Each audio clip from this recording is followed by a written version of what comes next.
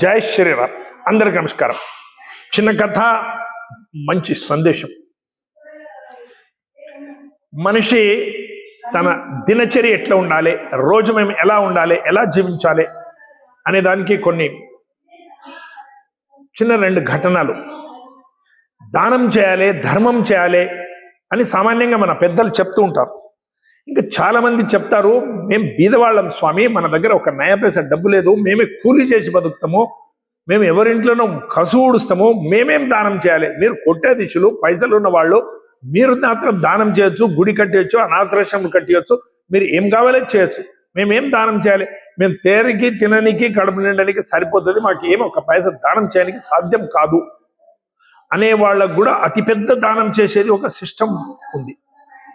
మీరు సమయం దానం చేయొచ్చు, కొన్ని మంచి పనుల నుంచి దానం చేయొచ్చు అనేదానికి ఒక ఉదాహరణ. బాంబే లాంటి పెద్ద ఒక సిటీలో ఒక ఇంట్లో ముసరలు తిక్కి ఆమె, కసూడు సెట్ ఆమె ఒకరోజు ఒక బస్సులో ప్రయాణం చేస్తున్నది. 4 ఇండ్లు ముసరలు తిక్కి జీవితోపాయం చేయాలి. సిటీ బస్సులో చాలా దూరం ఆమె ఇంటికి పోవాలి. ఆమె బస్ సీట్లో పోతుంది. అక్కడ బస్సు పాయింట్, స్టార్టింగ్ పాయింట్ కూర్చుంటుంది. అక్కడ కొద్దిగా ముందర పోతే ఇంకో స్టేజ్ వస్తే ఒక గర్భిణీ స్త్రీ వస్తుంది. ఈమె లేచి నిలబడి ఆ ముసలి టికెట్ ఆమె, కసూడు చెట్టాము, అమ్మ తల్లి నీవు కూర్చొని పెడుతుంది. ఆ స్టేజ్ వచ్చిన తర్వాత ఆమె దిగిపోతుంది, మళ్ళీ తన సీట్లో తాను కూర్చుంటుంది. మళ్ళీ ఒక స్టేజ్ దాటిన తర్వాత ఇంకొక ముసలాయన వస్తాడు. మళ్ళీ ఆమె లేచి నిలబడితే తాత కూర్చుంటాడు. తాత కూర్చుంటాడు. మళ్ళీ స్టేజ్ వచ్చిన తర్వాత తాత దిగిపోతాడు. మళ్ళీ కొంత దూరం పోతే ఒక చిన్న పిల్లని ఎత్తుకుని ఒక ఆమె వస్తుంది, తల్లి. అరే అమ్మ తల్లి నీవు కూర్చొని, మళ్ళీ లేస్తుంది, మళ్ళీ కూర్చొని పెడతాడు. లాస్ట్కి ఒక ఆమె ఇంకా స్టేజ్ దగ్గర వచ్చేటప్పటికే ఒక ఆమె మంచిగా గట్టిగా ఆరోగ్యంగా ఉన్న యువతి వస్తుంది. ఆమె కూడా సీట్ ఇస్తుంది. అమ్మ కూర్చో బిడ్డ, కూర్చో అని లేచి తాను నిలబడుతుంది. ఆమె కూర్చుని ఆమె స్టేజ్ వస్తుంది. ఇంకా లాస్ట్ స్టేజ్ ఈమె కూడా కొద్దిసేపు కూర్చుని దిగుతుంది. ఇదంతా చూస్తుంటే ఒక ఆమె పక్కన ఉన్న ఆమె అడుగుతుంది, నీవు ఆ గర్భిణికి ఇచ్చినవు సీటు మంచిది, ఆ ముసలాయనకి ఇచ్చినవు మంచిది, ఆ పిల్లని ఎత్తుకున్న వాళ్ళకి ఇచ్చినవు మంచిది, అయితే గట్టిగా ఉంది ఆమె, నీ బిడ్డకి ఆమెకి ఎందుకు సీట్ ఇచ్చినావు? ఇది ఏమి నీది నాకు అర్థం కావటం లేదు. లేస్తావు ఇంకొకరు సీట్ ఇస్తావు, లేస్తావు ఇంకొకరు సీట్ ఇస్తావు అంటే ఆమె చెప్పిన మాటలు. ఆమె అంటేది నేను బీదలాలి, నేను కసు ఊడిసి ఇంకొకరు పని చేస్తాను, నేను ఏం చేయాలి? దానం ధర్మం చేసేదానికి నా దగ్గర డబ్బు లేదు, ఇలాంటి సమయం దానం చేస్తా, కొద్దిగా సేపు వాళ్ళని కూర్చొని పెడితే నాకు అలౌకిక ఆనందం అవుతుంది. నేను ఇంటికి పోయిన తర్వాత కూడా ఊరికే కూర్చున్నాను. మన గల్లీలో, మన ఓణిలో ఎవరెవరికి అనారోగ్యం ఉందో, ఎవరు బెడ్ మీద ఉన్నారో వాళ్ళ దగ్గర పోయి కూర్చుంటా, నెత్తి మీద చేయాడిస్తారండి, మంచి మాటలు ఆడతా.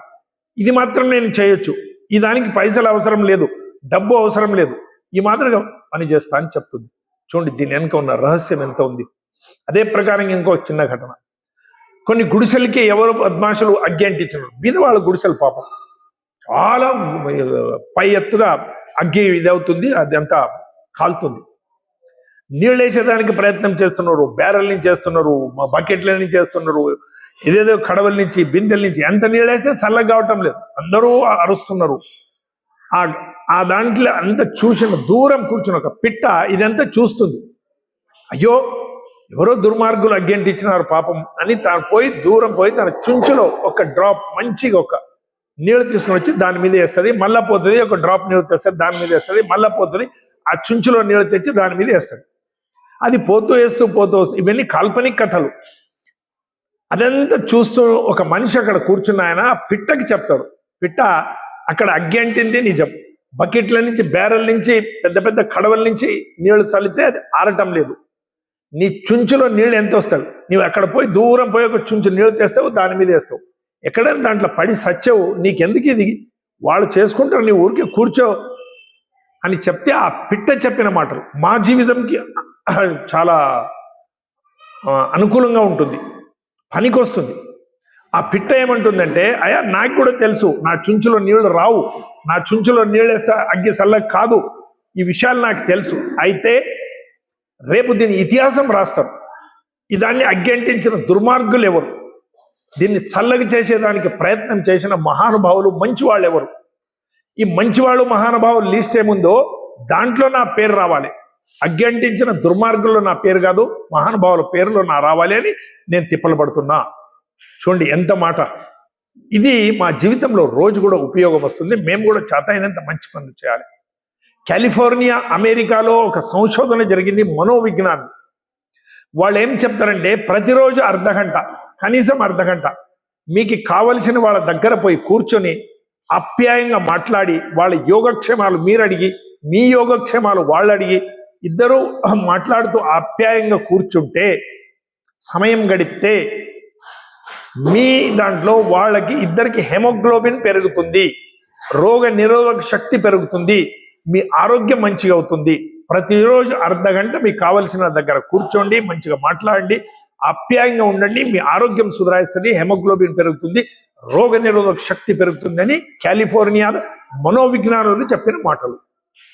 అదే ప్రకారంగా వాళ్ళు ఏం చెప్తారంటే మీ అహంకారం నుంచి మీ ఇంట్లో ఉండి ఏసీ అంటించుకుని 24 గంటలు ఆ టీవీ, ఆ ఫోన్లలో ఏదేదో చూస్తుంటే ఆ టెన్షన్ నుంచి మీకు బీపీ వస్తుంది, షుగర్ వస్తుంది, లేనిపోయిన రోగాలు వస్తాయి. కొద్దిగా బయటికి రండి, మాట్లాడండి.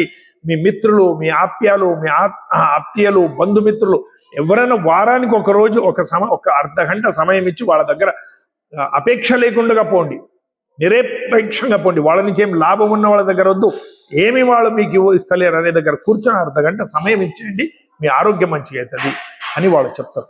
అదే రీతి గౌతమ్ బుద్ధుడు కూడా చెప్తాడు, అహంకారం తగ్గించేదానికి ఒక మంచి ఉపాయం అంటే నెలకి ఒక్కసారి 1 గంట మీరు పోయి శ్మశానంలో కూర్చొని రావాలి. మీలో మార్పు వస్తుంది, మీలో అహంకారం ఆటోమేటిక్గా తగ్గిపోతుంది. మహానుభావులు, అతిరథులు, మహారథులు బూడిద అవుతున్నారు. అంత బూడిది, ఎంతెంత పెద్ద పెద్దవాళ్ళు అక్కడ పోయి బూడిద అవుతున్నారు.